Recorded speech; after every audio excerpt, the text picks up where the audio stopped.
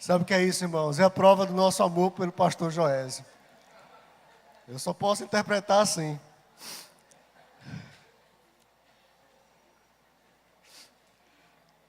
Bom dia, irmãos. Graça e paz.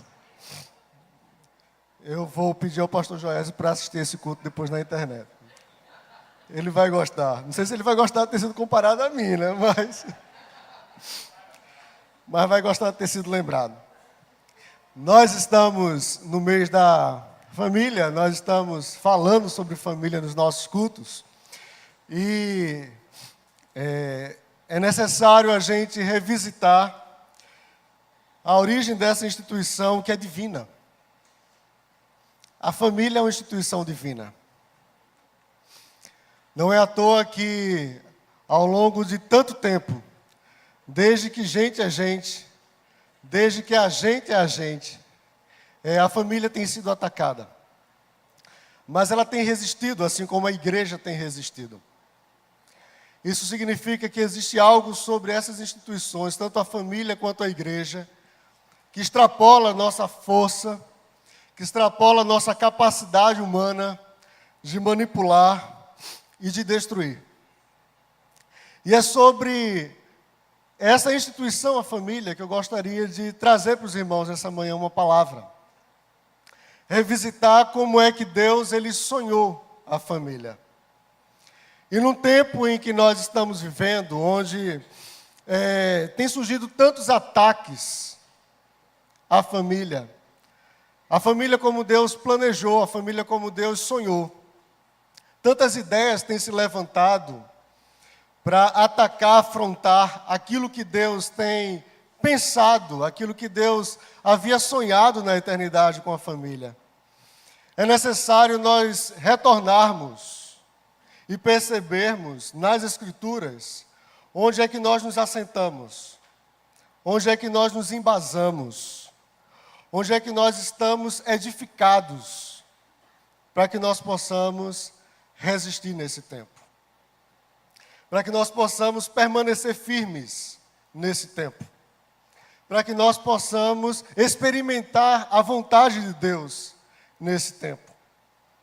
Deus criou homem e mulher para que eles pudessem viver em um ambiente separado por Deus. Uma intimidade profunda, segundo a ordem dEle. Segundo a vontade dEle. Segundo o querer dEle. E se você ligar a TV hoje, se você acessar a internet, se você, enfim, acessar qualquer tipo de mídia, você, acima de tudo, você vai perceber que existem muitas propostas sobre o que é família, sobre como é que é constituída uma família, e mais, como é que uma família pode ser feliz. E muitas vezes essas palavras, essas vozes, elas nos atrapalham em escutar a voz de Deus. E o nosso desafio nesse tempo, irmãos, no meio de tantas vozes, é ouvir a voz de Deus. É permanecer ouvindo a voz de Deus. E eu gostaria de convidar os irmãos, então, a abrirem suas Bíblias em Gênesis capítulo 2. A partir do versículo 4.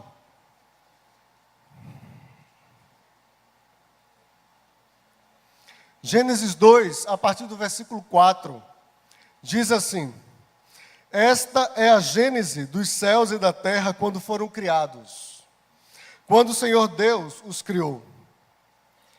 Estou no versículo 5 agora. Não havia ainda nenhuma planta do campo na terra, pois ainda nenhuma erva do campo havia brotado. Porque o Senhor Deus não fizera chover sobre a terra, e também não havia homem para lavrar o solo. Mas uma neblina subia da terra e regava toda a superfície do solo. Então formou o Senhor Deus ao homem do pó da terra, e lhe soprou nas narinas o fôlego de vida, e o homem passou a ser alma vivente. E plantou o Senhor Deus um jardim no Éden, na direção do oriente, e pôs nele o homem que havia formado. Do solo fez o Senhor Deus brotar toda sorte de árvores agradáveis à vista e boas para alimento. E também a árvore da vida no meio do jardim, e a árvore do conhecimento do bem e do mal. E saía um rio do Éden para regar o jardim, dali se dividia, repartindo-se em 4 braços. O primeiro chama-se Pison, é o que rodeia a terra de Havilá, onde há ouro. O ouro dessa terra é bom, também se encontram lá o bidélio e a pedra de ônix. O segundo rio chama-se Gion, é o que circunda a terra de Cuxi. O nome do terceiro é Tigre, é o que corre pelo oriente da Síria, e o quarto é o Eufrates. Tomou, pois, o Senhor Deus ao homem e o colocou no jardim do Éden para cultivar e o guardar. E o Senhor Deus lhe deu esta ordem: de toda a árvore do jardim comerás livremente, mas da árvore do conhecimento do bem e do mal não comerás, porque no dia em que dela comeres, certamente morrerás. Disse mais o Senhor Deus: não é bom que o homem esteja só. Far-lhe-ei um auxiliadora que lhe seja idônea. Havendo, pois, o Senhor Deus formado da terra todos os animais do campo e todas as aves dos céus, trouxe-os ao homem para ver como este lhe chamaria. E o nome que o homem desse a todos os seres viventes, esse seria o nome deles. Deu nome o homem a todos os animais domésticos, às aves dos céus e a todos os animais selváticos. Para o homem, todavia, não se achava uma auxiliadora que lhe fosse idônea. Então o Senhor Deus fez cair pesado sono sobre o homem, e este adormeceu. Tomou uma de suas costelas e fechou o lugar com carne.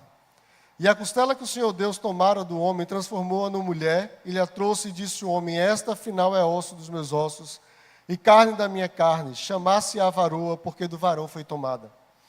Por isso deixa o homem pai e mãe, e se une à sua mulher, tornando-se os dois uma só carne.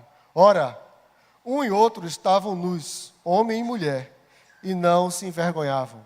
Vamos falar com Deus mais uma vez? Pai, nós queremos, nesse instante, Senhor, suplicar ao Senhor, que o Senhor continue falando aos nossos corações. Esta é a Tua palavra, este é o Teu povo, então fala aos corações conforme o Teu querer e a Tua vontade. O Senhor não nos trouxe aqui para nós voltarmos do mesmo jeito.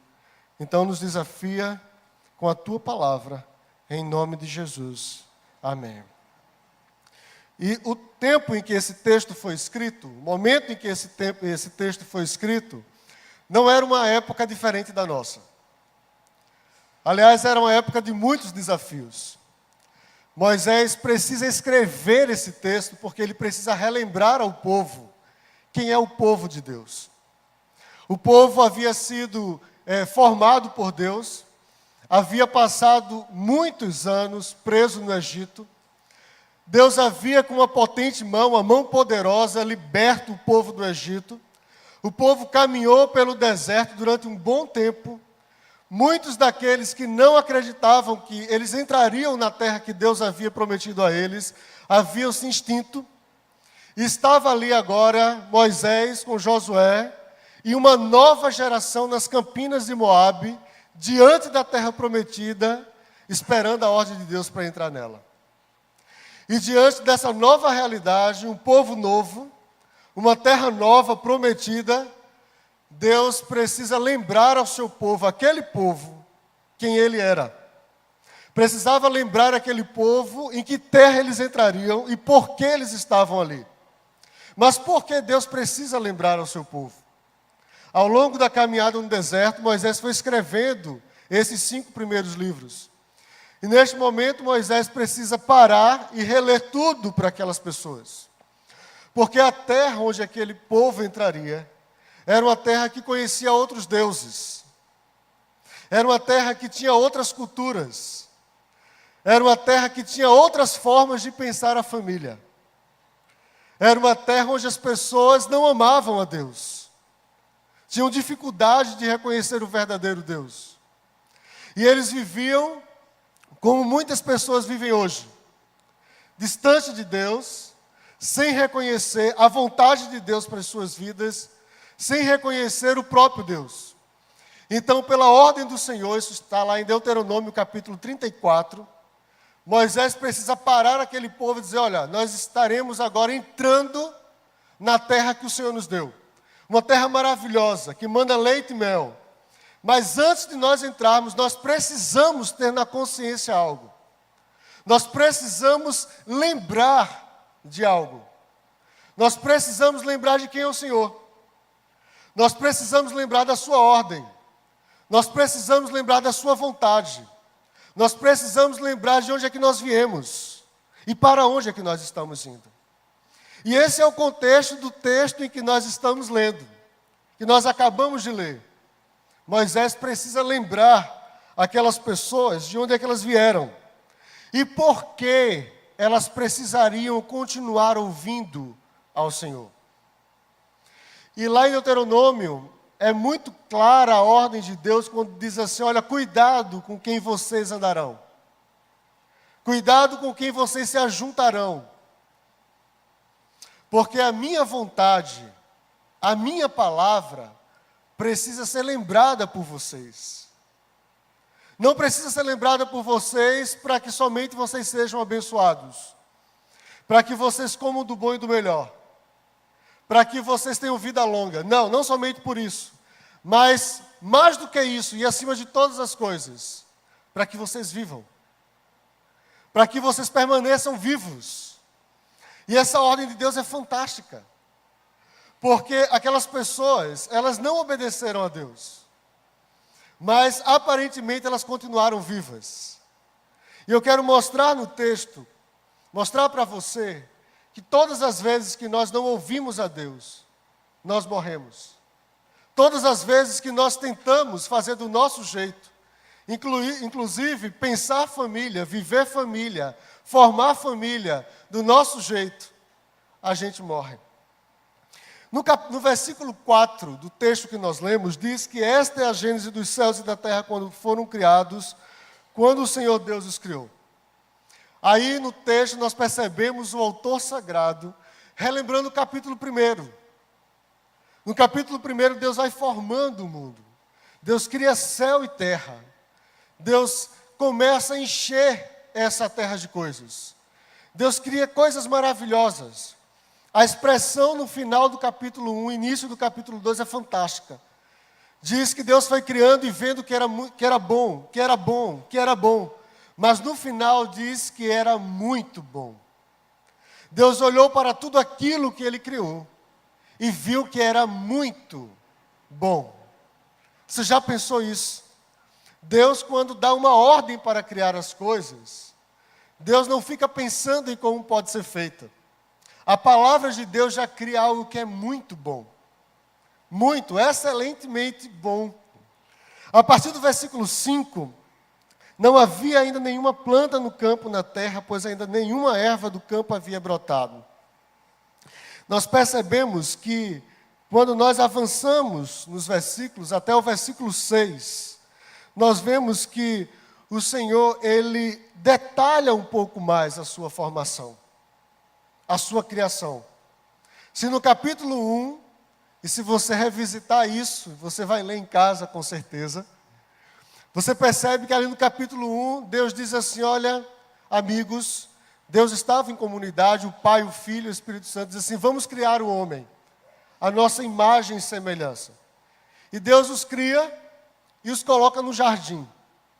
E a partir do capítulo 2, nós começamos a perceber detalhes dessa criação. De como é que Deus estava pensando esse homem, como é que Deus estava pensando esse casal. Como é que Deus estava sonhando com essa família. E aí, a partir do versículo 5, nós começamos a perceber que o Senhor forma, recapitula lá, o autor sagrado, recapitula o capítulo 1, e agora Deus, Ele vai detalhando o seu projeto. E é interessante e necessário nós observarmos como é que Deus vai detalhando o seu projeto, porque em tudo que Deus faz, há um propósito. Em tudo que Deus faz, há um propósito. Talvez você pense que foi por acaso, pela sua própria vontade, você ter vindo hoje aqui. Você está nos escutando. Mas em tudo o Senhor tem um propósito. Porque o Senhor que formou o mundo, o Senhor que formou o universo, Ele não nos abandonou. Ele não formou e foi embora. Pelo contrário, Ele mantém e Ele cuida daquilo que Ele criou. O Senhor não nos abandona. O Senhor permanece ao nosso lado, permanece ao lado da criação que Ele formou. E aí Deus cria todo o universo, Deus cria a terra, Deus preenche essa terra. E Deus começa a formar o homem. Deus começa a formar o ser humano. Se você observar o capítulo 1, Deus diz assim: haja luz, hajam seres viventes, selváticos, domésticos, haja plantas, haja vegetais. Mas a partir do versículo 7, Deus não diz haja homem. Deus começa a colocar a mão no barro. Deus começa a formar. Deus começa a dar forma. Deus começa a montar. E diz lá o capítulo 1 que Deus fez a sua imagem e semelhança. E aí a gente começa a perceber que a forma como Deus, Ele nos monta, não é por acaso. O pastor Joel estava pregando para a gente outro domingo, no Salmo 139, que maravilha. E no Salmo 139 diz que antes que todos os dias nossos viessem a existir, o Senhor já havia delimitado tudo. O Senhor havia sonhado com o nosso tipo de cabelo. O Senhor havia sonhado com a cor da nossa pele. O Senhor havia sonhado o espaço onde você nasceria. O Senhor nos conhece. E diz o texto que Ele vai formando o homem, e quando termina de formar aquele homem, Ele sopra nas narinas daquele homem. Deus empresta algo dele para o próprio homem. Ele não fez isso com os gatinhos, Ele não fez isso com os nossos cachorrinhos, por mais amados que eles sejam. Ele não fez isso com os papagaios, Ele fez isso com o homem. É por isso que nós somos a imagem e semelhança de Deus. Porque nós temos algo em nós que vem direto do próprio Deus. O texto de Eclesiastes é fantástico. O texto de Eclesiastes vai mostrando para a gente que você pode aproveitar tudo na vida. Mas cuidado, porque vai chegar um momento em que você dará contas da sua vida a Deus. Porque voltará o homem ao pó, e o seu espírito voltará a Deus que o deu. É o sopro de Deus. É o próprio Deus emprestando algo de si para nós. E aí a gente vai percebendo o valor do ser humano. O ser humano não é um ser qualquer. É por isso que um salmista diz assim: olha, nós somos a coroa da criação. Porque quando o Senhor olha para nós, Ele percebe em nós algo que vem dEle. Algo que nasce nele. E que retorna para Ele.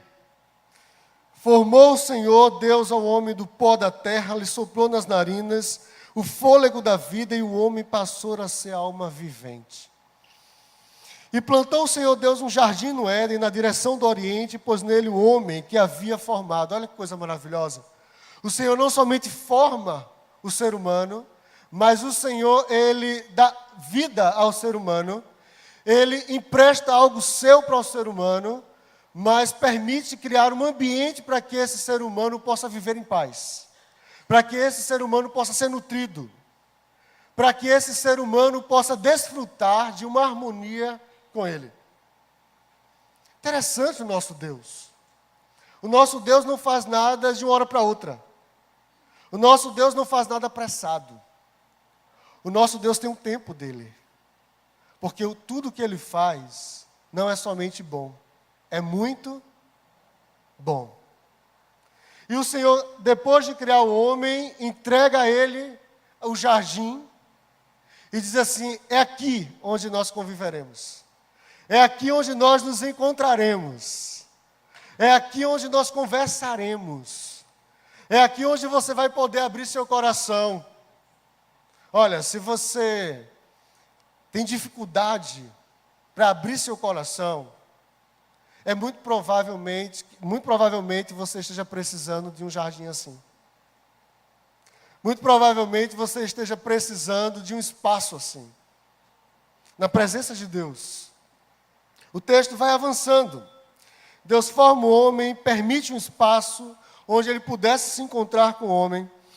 Mas se você observar aí, a partir do versículo 15, diz que tomou, pois, o Senhor Deus o homem e o colocou no jardim para cultivar e o guardar.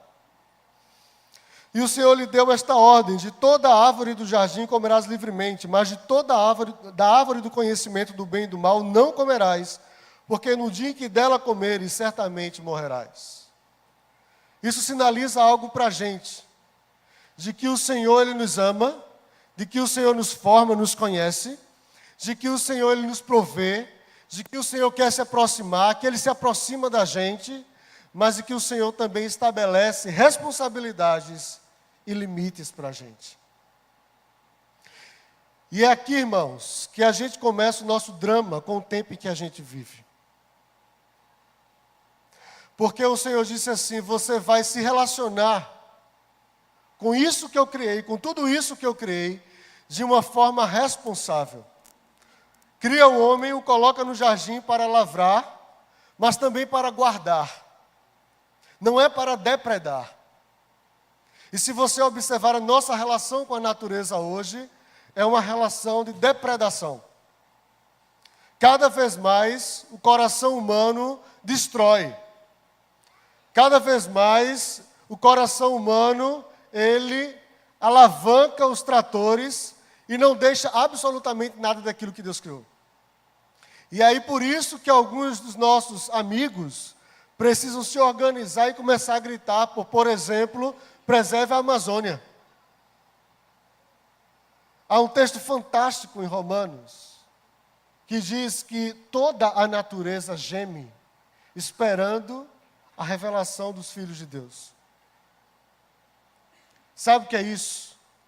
É que a nossa ânsia de fazer do nosso jeito destrói tudo e todos ao nosso redor.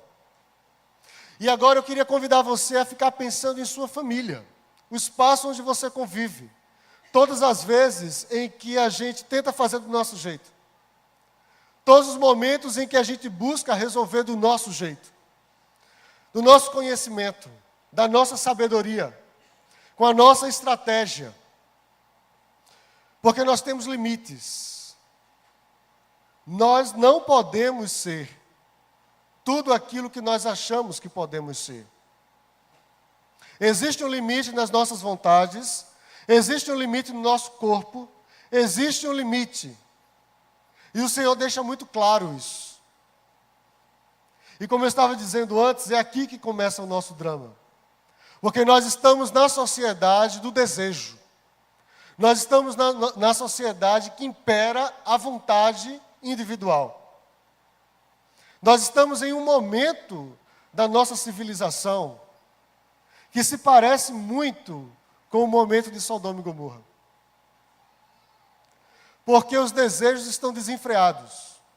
E a gente não consegue construir uma sociedade a partir do desejo. Então as instituições estão a todo instante criando limites, criando limites. E uma das formas mais claras de nós colocarmos limites em nós mesmos são as leis. Não faça isso. Não ultrapasse o trânsito no sinal que não está aberto para você. Não mate o outro. Não faça isso, não faça aquilo. Deus havia colocado um limite. E a palavra de Deus era clara. Você está em um ambiente maravilhoso. Você pode desfrutar de tudo aqui. Mas existe algo em que você não pode tocar. Existe algo em que você não pode mexer. E a nossa ânsia hoje é mexer em tudo aquilo que nós não podemos. E era claro para o homem. Você não pode mexer. O homem poderia circular em todo aquele ambiente. Mas havia algo em que Deus disse: não toque. E talvez você possa perguntar: ué, mas por que Deus colocou uma ordem desse tipo? É porque Deus não nos faz robôs, irmãos.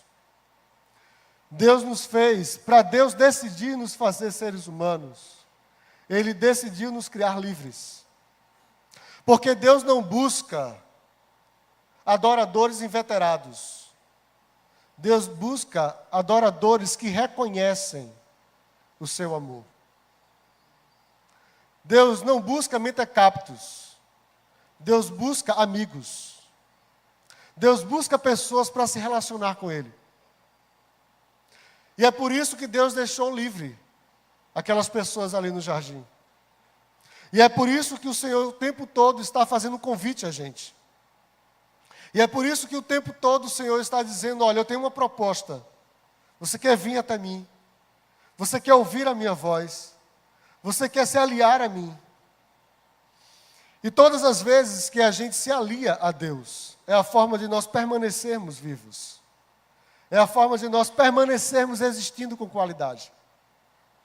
Se você avançar um pouco mais no texto, você percebe que havia algo ainda a ser feito. Deus observa, a partir do versículo 18, que não era bom que o homem ficasse só. A Trindade observa isso. Mas quando você avança nos versículos, você vai perceber algo gracioso. Algo maravilhoso de Deus. Deus havia dado uma tarefa para aquele homem. E disse, olha, tem muitos animais aqui. Vá dar nome para esses animais. E aquele homem passava o dia em relação com aqueles animais e começava a dar nome. E diz o versículo lá, que a partir do versículo 20, que ele começava a dar nome a tudo que era de animal, mas não havia nenhum deles em que ele se via.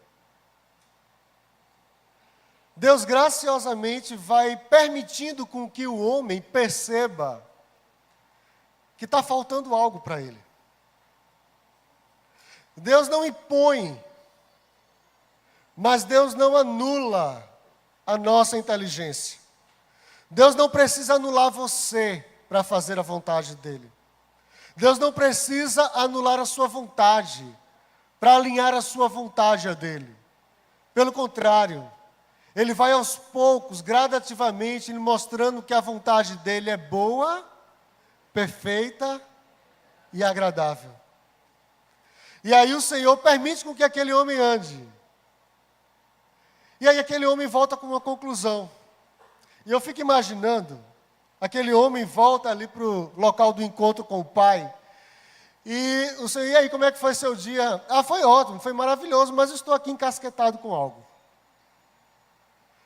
Eu já nomeei tantos animais, mas não percebi nenhum com quem eu possa conversar.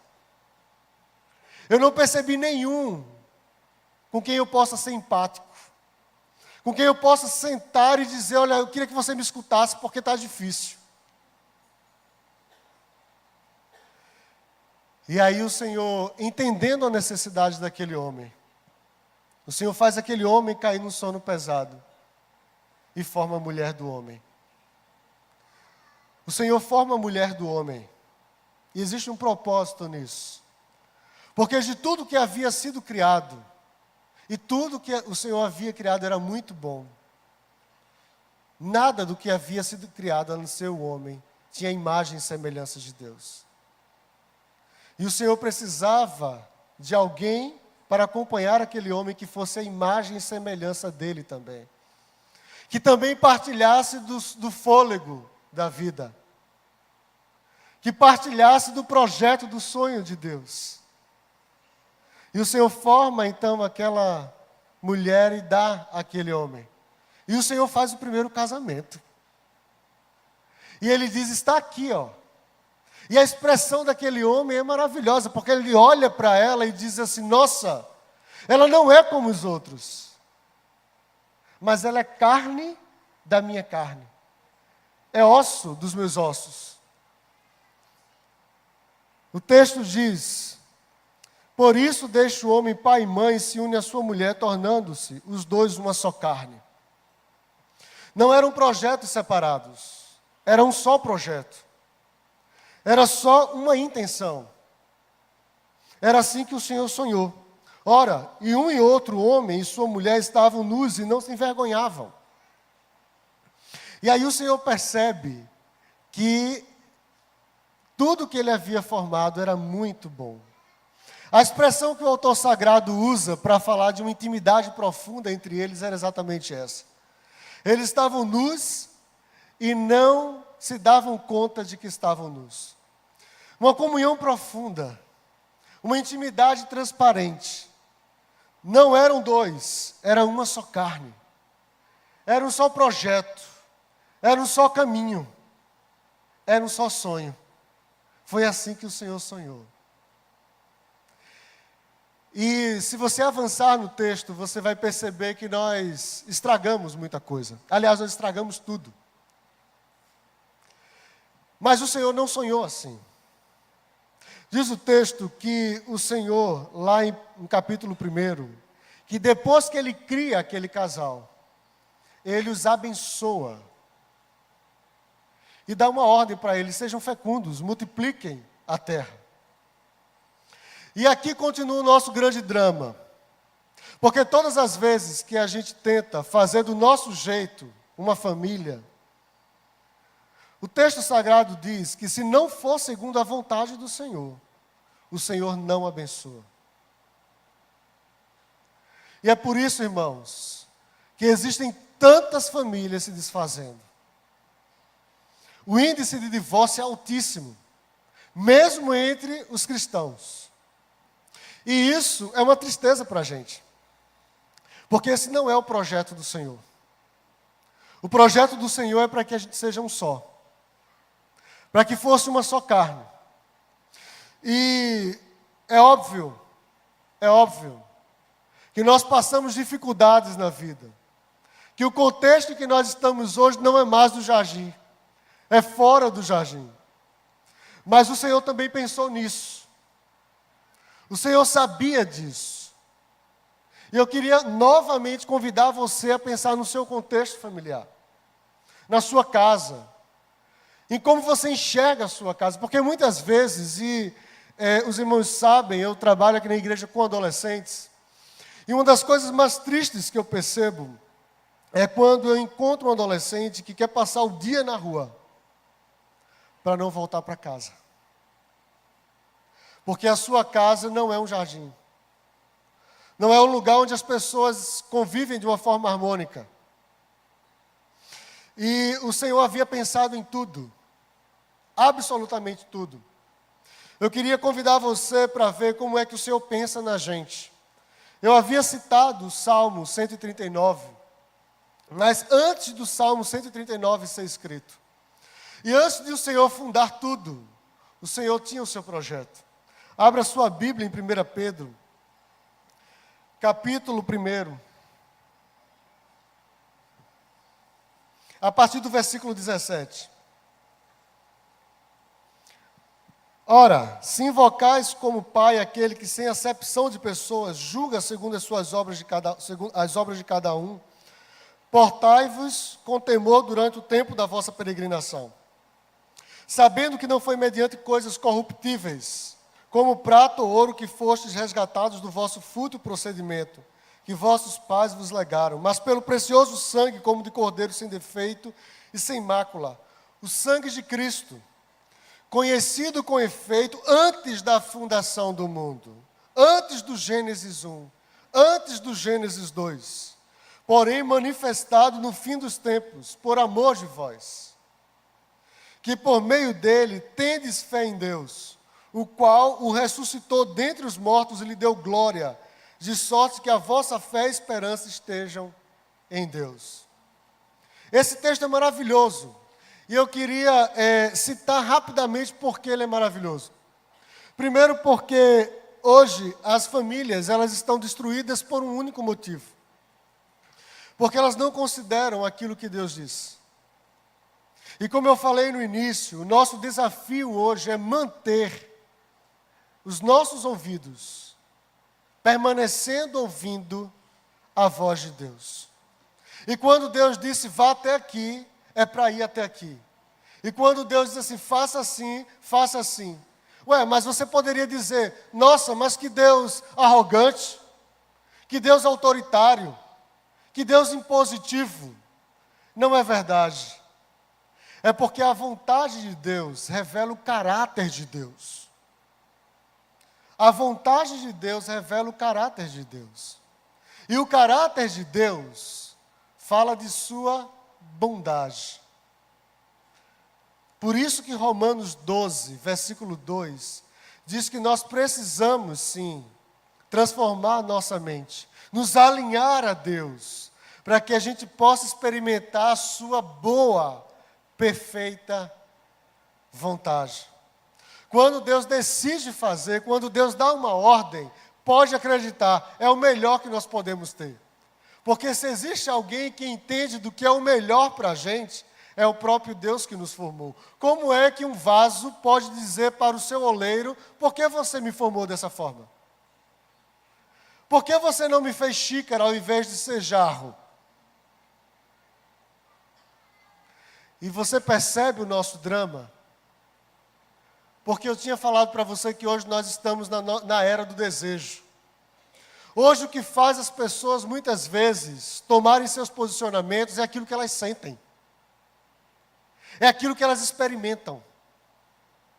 É o prazer que as controla. E o que nos traz vida não é o nosso prazer. O que nos traz vida é a palavra de Deus. E se Ele diz que é assim, tenha certeza, irmão, você vai andar toda a sua vida dando cabeçada. E você não vai acertar o alvo, até se alinhar à vontade de Deus. Sua família fora sonhada por Deus, antes mesmo que ela pudesse ser criada. O texto de 1 Pedro diz que quando aquela trindade se reuniu na eternidade, e disse, olha, eu tenho uma ideia, vamos criar o homem. Nossa, mas existe um perigo aí, porque ele pode querer se distanciar da gente. E alguém da Trindade disse, é preciso alguém se responsabilizar. E aí o filho diz assim, eu me responsabilizo. Vamos criar. Porque lá na frente, eles vão ver que eu me responsabilizei, que eu garanti, que eu estou segurando a onda. Que ainda que eles se afastem da gente, eu vou lá na frente fazer com que eles retornem para a gente. E sabe o que é que o texto nos traz? Nos traz uma mensagem de esperança. Porque ainda que as nossas famílias hoje não experimentem aquele ideal de Deus, o texto sagrado, que é a palavra de Deus, diz que em Cristo nós podemos retornar àquela família que o Senhor sonhou. Você entende o poder disso? Eu queria que você fizesse agora um exercício de voltar os olhos para a sua casa, para a sua família, para aquelas pessoas que talvez até hoje você tenha olhado e tenha dito, não tem jeito, não tem condições. Olha para isso. E às vezes a gente até diz uma expressão assim que crente gosta de dizer muito, só a graça. Não é verdade?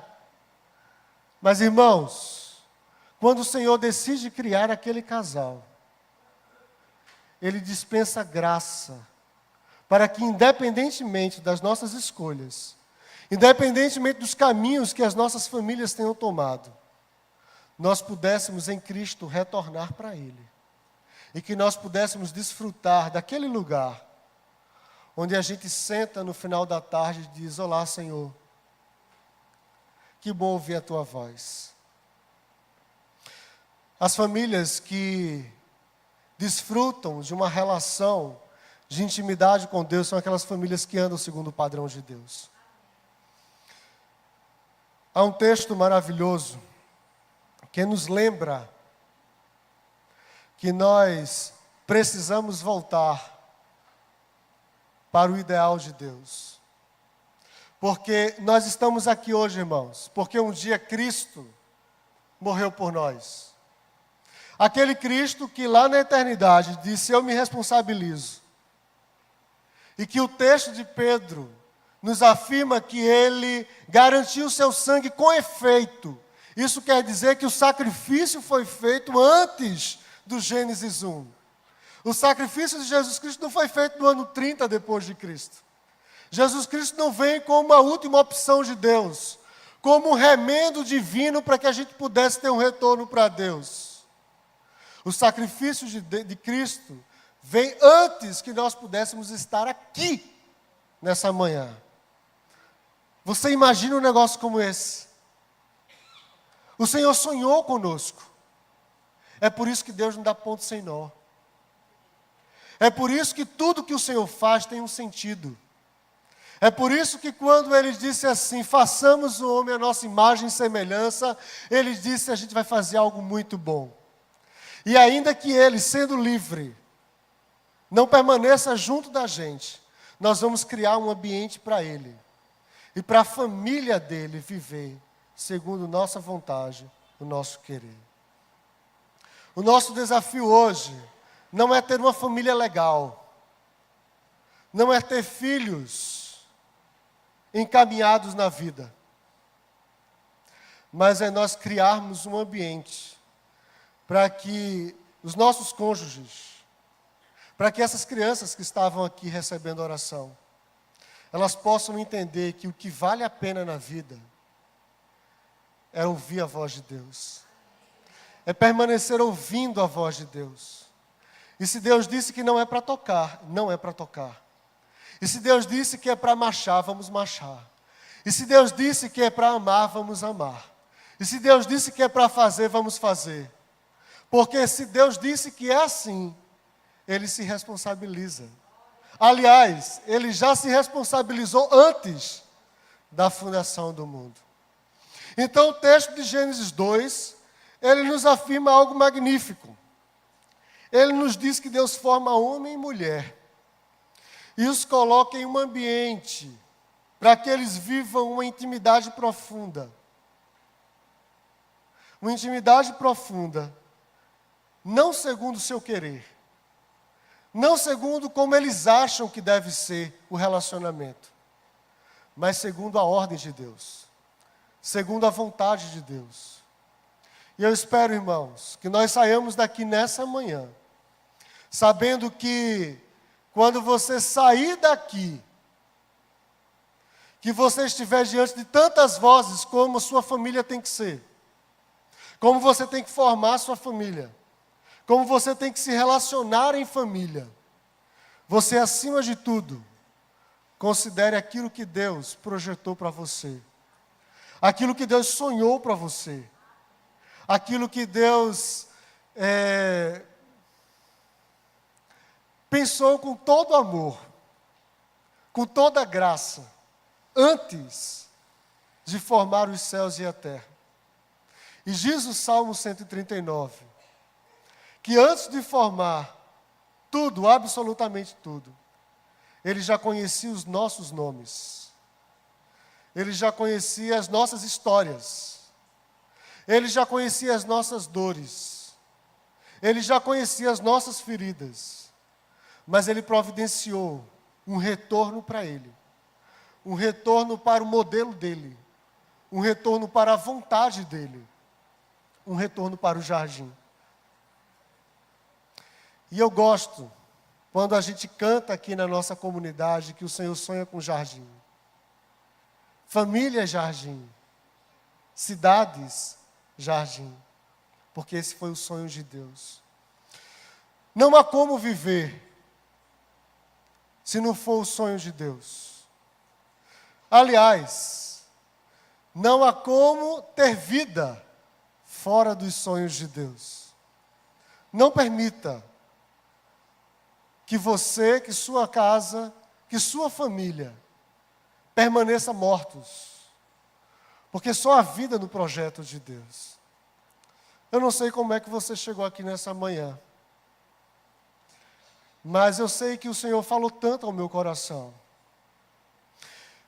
E o Senhor, Ele nos convida a rendermos tudo a Ele.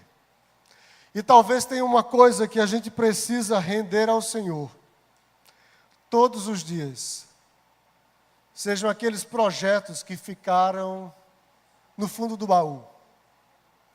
Aqueles sonhos de restauração que hoje os nossos olhos veem como algo impossível. E todos aqueles que já tiveram a sua história mudada. a sua trajetória de vida restaurada, eles sabem que podem confiar no Senhor. Não seria interessante que você saísse daqui sem entregar tudo ao Senhor? Sem entregar a sua vida ao Senhor? Sem entregar a sua família ao Senhor? Não é para que você adquira uma religião. Não é para que as coisas fiquem bem. Mas é para que você viva. Porque a ordem de Deus foi, a partir do momento em que você não viver segundo os meus sonhos, você não vai viver. E é por isso que a gente encontra tantas pessoas que cruzam com a gente diariamente, que elas não estão vivas. Elas andam, elas produzem, elas até conversam com a gente, mas elas não estão cheias de vida, porque elas não desfrutam do projeto de Deus para a vida delas. Elas não desfrutam dos sonhos de Deus para a vida delas. É verdade. As Escrituras dizem que só é família quando é família segundo os sonhos de Deus. Vamos orar? Baixe sua cabeça. Pai, muito obrigado por essa manhã, porque o Senhor fala através da sua palavra. Paizinho, o Senhor formou homem e mulher, não para que simplesmente pudessem desfrutar um do outro, mas porque o Senhor tinha um sonho além. E o sonho do Senhor é formar espaços, pessoas que convivam com o Senhor de tal forma em um ambiente, que experimentem uma profunda comunhão. E o Senhor chamou isso de família. E essa comunhão, Senhor, nós podemos ter somente se nós estivermos no centro dos teus projetos. É por isso, Pai, que nesta manhã nós queremos te pedir perdão por todas as vezes que nós tentamos guiar as nossas famílias longe dos teus projetos, que nós tentamos fazer do nosso jeito. Pai, nós queremos colocar agora diante do Senhor todos os sonhos que foram abortados em relação às famílias dos irmãos aqui presentes. Pai, que nessa manhã a Tua palavra esteja restaurando todas aquelas pessoas, todos aqueles sonhos de vermos familiares, parentes, pessoas novamente, Senhor, no Teu projeto, experimentando e vivenciando sonhos, Pai, os Teus sonhos. Não deixe os nossos corações saírem daqui, Pai, sem a oportunidade de nós apresentarmos todos eles diante do Senhor. Ah, Pai, nós somos tão pequeninos, nós somos limitados, é verdade, porque o Senhor nos fez assim. Mas é o Senhor que nos faz avançar. É o Senhor que nos faz sermos guiados pela fé em Cristo, de que nós podemos ter as nossas vidas, nossas famílias e a nossa história restauradas. Pai, muito obrigado por teu sacrifício feito lá na eternidade, e que hoje permite com que nós possamos ter a esperança de que o Senhor vai fazer tudo aquilo que o Senhor prometeu. Muito obrigado por tua palavra nessa manhã. Em nome de Jesus. Amém.